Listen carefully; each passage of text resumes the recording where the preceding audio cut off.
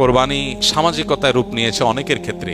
চক্ষু লজ্জা, মানুষ কি বলবে, আমার পশুটা কত বড়, এটা জাহির করা একটা প্রবণতা এসে গেছে আমাদের সমাজে। বিশেষ করে কোরবানিকে ভালো নিয়ত করলে অনেকে মনে করে এটা হলো গোশত বিতরণ উৎসব। সন্দেহ নাই, কোরবানির একটা গুরুত্বপূর্ণ আমল হলো ফাকুলু মিনহা ওয়া আত'আমুল কানিআ ওয়াল মু'তার ফাকুলু মিনহা ওয়া আত'আমুল কাবাইসাল ফাকির। আমরা দরিদ্রদেরকে দান করব কোরবানির গোশত, এটা একটা আমল, সন্দেহ নাই। কিন্তু এটাকেই কোরবানির মূল উদ্দেশ্য বানিয়ে ফেলেছি আমরা আজকাল। কোরবানিতে যে ত্যাগের মহিমা আছে, আল্লাহর নির্দেশের সামনে নিজের ইচ্ছাকে কোরবানি করার শিক্ষা আছে, এর সূচনাতে যে শিক্ষা আছে ইব্রাহিম আলাইহিস সালাম থেকে নিয়ে এবং এখনো পর্যন্ত সেই যে শিক্ষাটা আছে সেটা অনেক সময় আমরা ভুলে যাই, যেটা আমাদের কোরবানির আসল উদ্দেশ্য সেটাকে ব্যাহত করে। পাশাপাশি কোরবানি এর পশু প্রদর্শন করে বেড়ানো, বিশেষ করে বাহবা নেওয়ার জন্য এবং অন্যদের থেকে নিজেকে শ্রেষ্ঠ প্রমাণ করবার জন্য, এটাতে একেবারেই ইখলাসের সাথে অসঙ্গতিপূর্ণ বিষয়। বাকি ছেলেদের, কিশোরদের কোরবানিকে ঘিরে আনন্দ, পশুকে ঘিরে আনন্দ এবং সেটাকে নিয়ে সামাজিক যে উৎসব মুখর পরিবেশ তৈরি হয়, সেটার ভালো দিক হলো এটা ইসলামিক একটা কৃষ্টি, একটা কালচারকে ডেভেলপ করে, একটা প্রতিষ্ঠিত